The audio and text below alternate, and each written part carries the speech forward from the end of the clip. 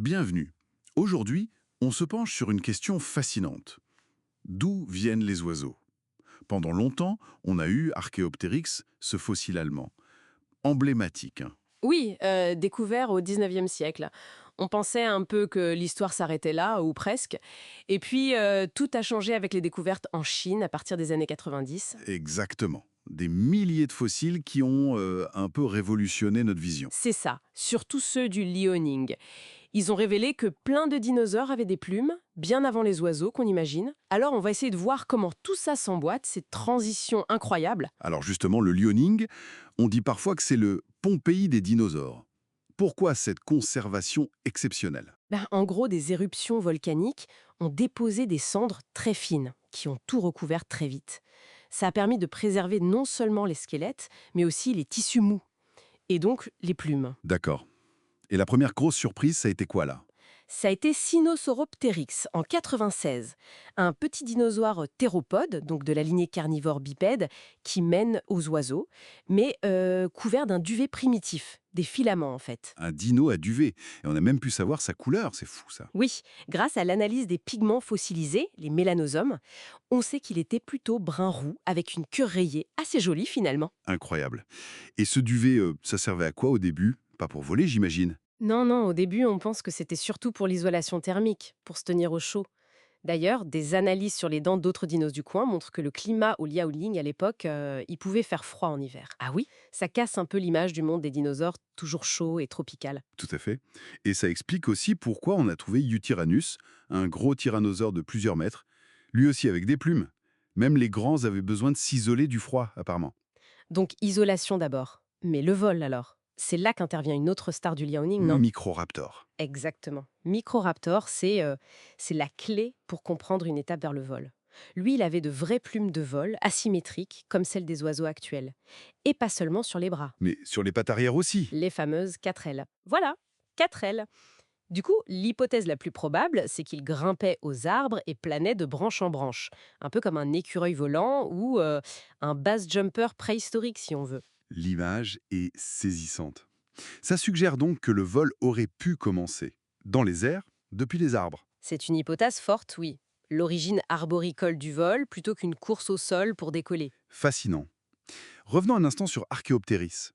Lui, il est plus vieux, à peu près 150 millions d'années, le chaînon manquant classique. Oui, il reste fondamental. C'est un mélange parfait.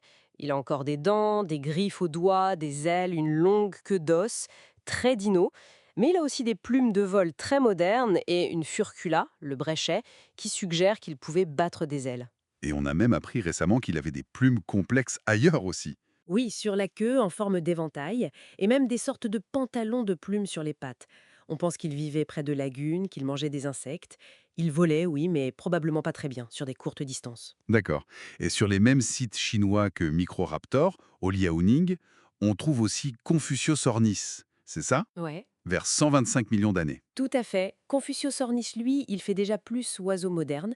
Il a un bec, plus de dents, une queue courte avec un os au bout, le pygostyle. Mais il avait encore des griffes aux ailes. X, avec un vol battu plus efficace, mais ça restait sans doute un peu maladroit comparé aux oiseaux actuels. Ce qui est intéressant, c'est de voir cette diversité.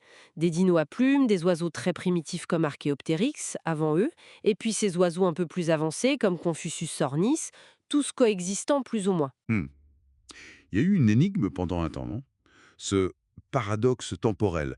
Archaeopteryx, l'oiseau, à 150 millions d'années, semblait plus vieux que les dinos à plumes comme Sinosauropteryx à 125 millions. Oui, ça a un peu embêté les chercheurs. Si les oiseaux descendent des dinos à plumes, comment l'oiseau pouvait être plus vieux, mais ça a été résolu. Ah, comment? Notamment avec la découverte d'Ankfjornis, un autre petit théropode chinois, lui aussi avec 4 ailes d'ailleurs, et lui, il date d'environ 160 millions d'années, donc plus vieux qu'Archaeopteryx. Ah, d'accord. Donc ça remet les choses dans l'ordre.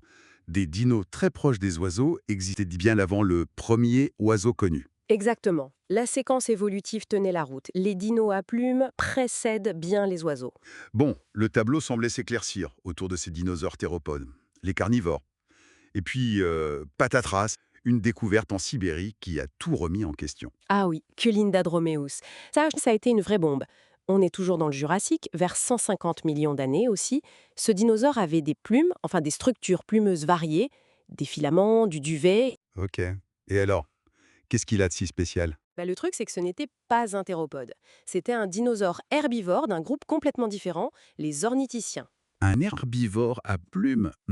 Mais alors, ça veut dire quoi? Bah, ça veut dire que les plumes ne sont peut-être pas une invention exclusive de la lignée qui mène aux oiseaux. Si des groupes aussi différents que les théropodes et ces herbivores en avaient, ça suggère que l'origine des plumes est beaucoup, beaucoup plus ancienne. Beaucoup plus ancienne, c'est-à-dire?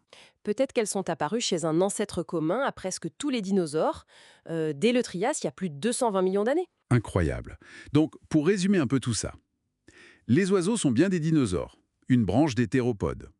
Les plumes sont apparues d'abord pour l'isolation, peut-être la parade, Oui, comme chez Caudiptérix par exemple, qui avait des plumes au bras mais ne volait pas. ensuite adaptées au vol plané chez certains comme Microraptor ou Anchornis, et enfin au vol battu avec des formes comme Archaeopteryx et Confuciusornis.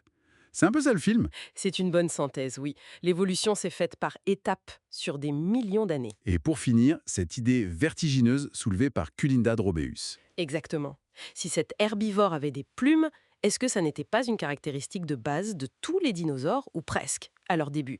Notre image classique du T-Rex ou du Diplodocus avec des écailles, elle est peut-être à revoir complètement. L'ancêtre commun à plumes de tous les dinosaures. Reste à trouver. Voilà. Qui sait quelles surprises les fossiles nous réservent encore? Ça nous rappelle qu'en paléontologie, on est loin d'avoir tout compris.